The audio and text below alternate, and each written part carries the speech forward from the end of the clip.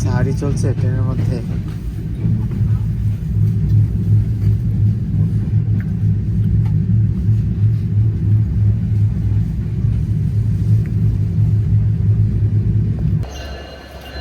অবশেষে 4.5 ঘন্টা জার্নির পরে আমরা 5:30টার দিকে কমলাপুর রেলওয়ে স্টেশনে পৌঁছে গেছে। এটা আমাদের ট্রেন সুন্দরবন। চুয়াডাঙ্গা থেকে 12:30টায় ছাড়ছিল, 12:36-এ। আর এখানে 5:30টার আগে পৌঁছে গেছে। তো আজকে সারাদিন ঢাকাতে থাকবো, আপনাদের কাছে সব কিছু শেয়ার করবো। এখন আছি, এটা হচ্ছে কমলাপুর রেলওয়ে স্টেশন। 5:30 বাজে, এখনও আলো ফুটে নাই, দিনের আলো। তো আমরা যাচ্ছি। আজকে আমাদের সাথে রুবেল ভাই আছে আবির হাসান আর আমি। এই যে কমলাপুর রেলওয়ে স্টেশন থেকে বের হয়ে যাচ্ছি। আবির, সারা রাত তো সেই ঘুম দিলা ভাই, সেই ঘুম দিলেন তো আপনি। 3 জন কি যাওয়া যাবে? হ্যাঁ, যাওয়া যাবে না কেন, অবশ্যই যাওয়া যাবে।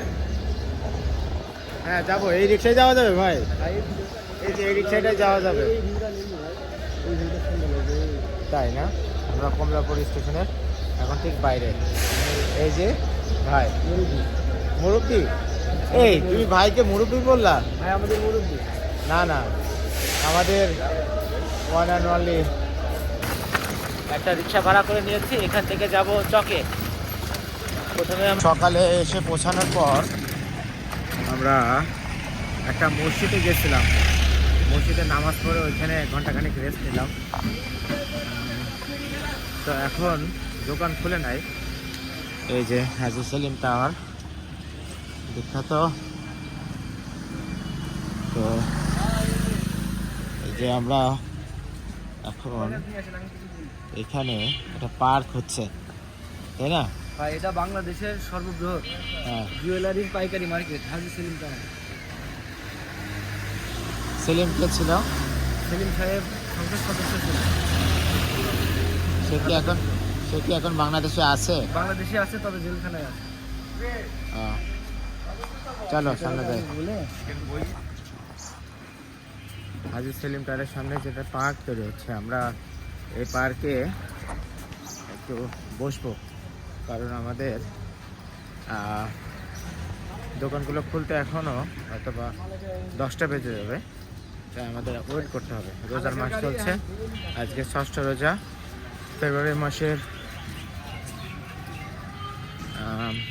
25 তারিখ। আজকে সারাদিন কি কি করব আপনাদের সাথে শেয়ার করব।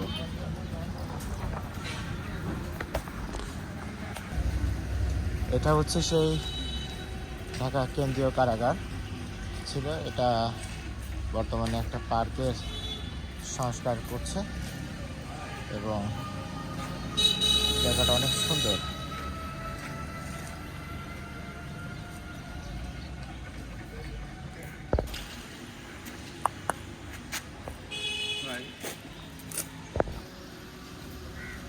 আপনাদেরকে কেন্দ্রীয় কারাগার জামে মসজিদটা একটু ঘুরিয়ে ঘুরিয়ে দেখাই।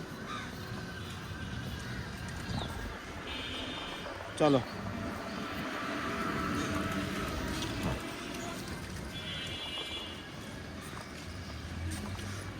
হ্যাঁ, অনেক সুন্দর মসজিদটা।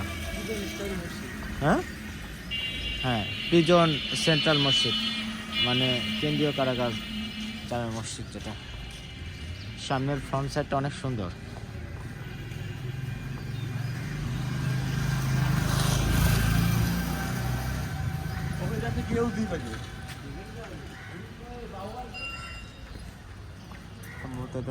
মিনার ধারণ করছে।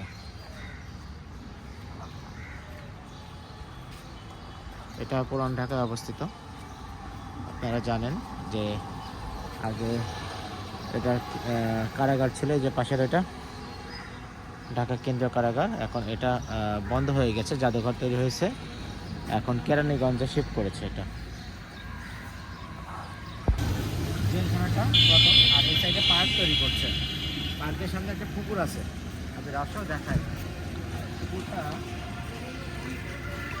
অনেক সুন্দর। যদিও আমরা আজকে কাজে এসেছি, তাই না? চলো আমরা একটু নিচে যাই। জায়গাটা অপরিষ্কার, প্রথমত অনেক পেছনে কাজ চলছে, পেছনে কাজ কমপ্লিট হয়ে গেলে জায়গাটা আরো সুন্দর হয়ে যাবে।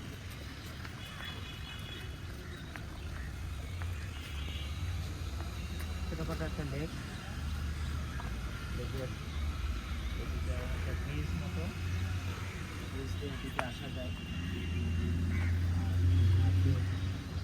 আর ওইদিকে সম্ভবত একটা পার্ক হচ্ছে, এদিকে একটা ব্রিজ হবে।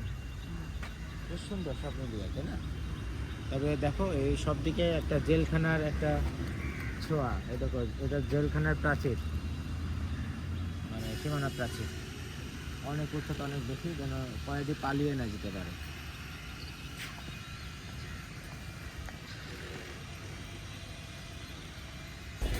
মোটামুটিভাবে আমাদের কেনাকাটা চলতেছে ভাই।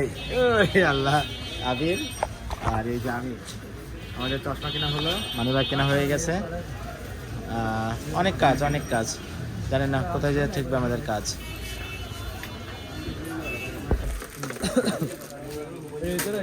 আমার মালা, আংটি, ফুল আর রাবার।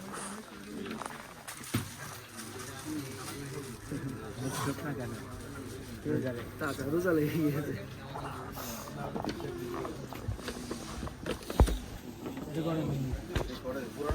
অবশেষে আবিরের কাজ শেষ করে আমরা এখন যাচ্ছি পাটোয়াতলি। তো কেমন অনুভূতি বলো? আলহামদুলিল্লাহ, নতুন দোকান হিসাবে অনেক সুন্দর সুন্দর আইটেম তুলেছি। চুয়াডাঙ্গা জেলার মানুষ এবার মানে পাগল হয়ে যাবে, পুরা ধুরা প্রোডাক্ট কিনবে। আর অনেক টাকার প্রোডাক্ট কিনে ফেলেছে, অনেক ইউজ করে। তো সবাই আবিরের দোকানে চলে আসবেন চলে আসবেন, ইনশাআল্লাহ। রমজান উপলক্ষে পুরা ধুরা ছাড় চলবে। আর আমরা এখন আছি এই যে আপনার জেলখানার সামনে সেন্টার। তুমি কি জানো ঢাকা শহরকে কেন জাদু শহর বলা হয়? ভালো ভাই। কারণ এইরকম জ্যাম সবসময় লেগেই থাকে, এই জন্য ঢাকাকে জাদু শহর বলা হয়। জাদু শহর এবং এখানে সবসময় চারদিকে দেখবা যে জাদু, হ্যাঁ, এবং চারিদিকে টাকা ওড়ে। কিন্তু তুমি লাভ দিয়ে ধরে পাবা না। লাভ দিয়ে ধরা পাওয়ার জন্য মানে বিশেষ গুণ থাকা লাগে, এর জন্য মানে বাটপাটি বলি। না, এটা আমাদের মধ্যে নেই ভাই।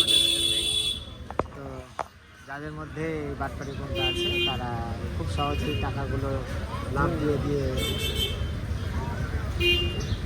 ধরতে পারে, বুঝছো? আর কিছুক্ষণ পরে ইফতারি, তো আমরা এখন ইফতারির ব্যবস্থা করব মোটামুটিভাবে। এই যে আবির বিধ্বস্ত, রুবেল ভাই বিধ্বস্ত চলে গেছে, আর এই যে আমি। চলেন যাই, সামনে কি পাওয়া যায় দেখি। খাবেন নাকি ভাজা পোড়া খাবেন? তো এই যে রাস্তার ধারে ধারে ইফতারি পাওয়া যাচ্ছে। আমাদের ডিসিশন কনফিউজিং অবস্থায়, যে আমরা কোন দিকে যাব বুঝতে পারছি না। চলেন যাই।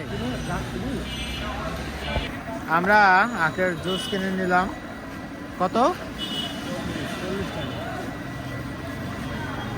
দাও, এখানে দাও, দাও। হ্যাঁ, দিয়েছে?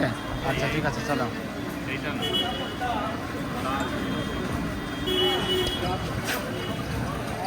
আতর বিক্রি করছে এখানে। আমরা দই চিড়া খাবো, তাই আমরা এগিয়ে যাচ্ছি, দেখি পাই কিনা। আমরা এখান থেকে দই চিড়া খাচ্ছি, হয়ে গেছে আমাদের দই চিড়া স্পেশাল। দই চিড়া চলে এসেছে।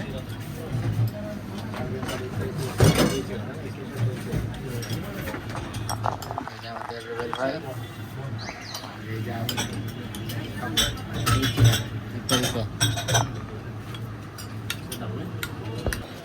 এই চিড়াটার মধ্যে দেওয়া আছে দই, বেদানা, কাঠবাদাম, জিরা, কলা। নারকেল, নারিকেল। বেদানা। সেই শাপলা চত্বর, আর রাতে 9:30টার সময় আমরা এখন ঘুরছি। সকাল ভোর 5টার সময় গিয়েছিলাম না ভাই এখান থেকে।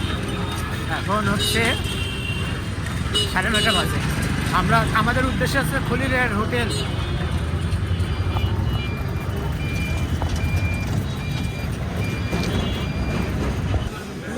মতিঝিলের বিখ্যাত খলিল এর হোটেল অ্যান্ড রেস্টুরেন্টে আসছি। আমরা আজকে ফিরে যাব।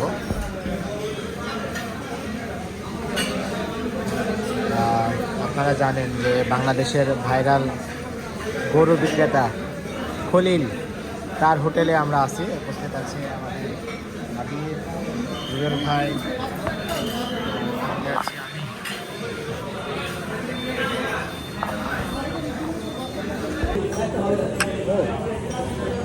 একদম কালা কালা, ঠিক আছে। আর লাল বেনাটা লাল লাল। কেমন অনুভূতি আপনার? অনুভূতি মানে সেরকম এখনো ফিল হয়নি। অনুভূতি খাওয়ার পরে যদি খাবারটা ভালো হয় তাহলে অনুভূতিটা ভালো হবে। আচ্ছা, এটা কিন্তু গরুর মাংস আছে 550 টাকা। ওটা তো বললেন 8 কেজি। কয় পিস আছে দেখি?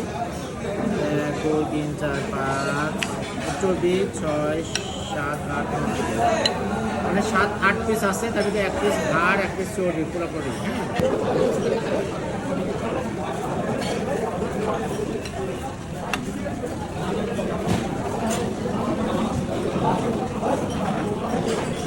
মাংস কেমন হয়? ঝোল দিয়ে খেলে বোঝা যায় মাংসটা কেমন, বুঝছো?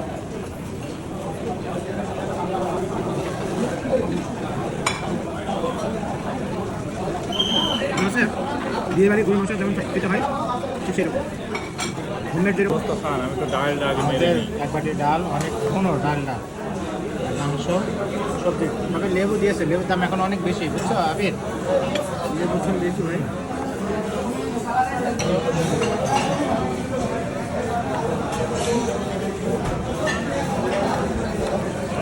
ভাই এটা কি খেলেন? ভিটামিন ডি না সি?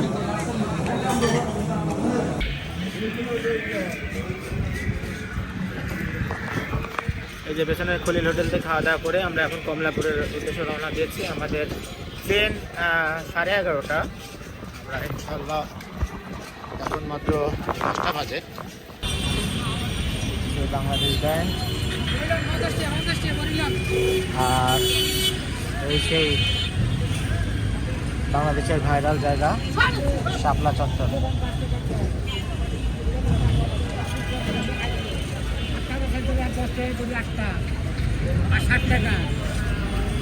ঘন্টার একটা জার্নি শেষ করে আমরা চলে যাচ্ছি আমাদের চুয়াডাঙ্গাতে। এই হচ্ছে আমাদের বেনাপোল এক্সপ্রেস। আমরা এই গাড়িতে করে আজকে চলে যাবো আমাদের আপন গন্তব্যে। আজকে এই ভিডিওতে সকলে আর যারা ফেসবুকে দেখবেন অবশ্যই ফলো করে দেবেন, আর যারা অবশ্যই সাবস্ক্রাইব করে দেবেন।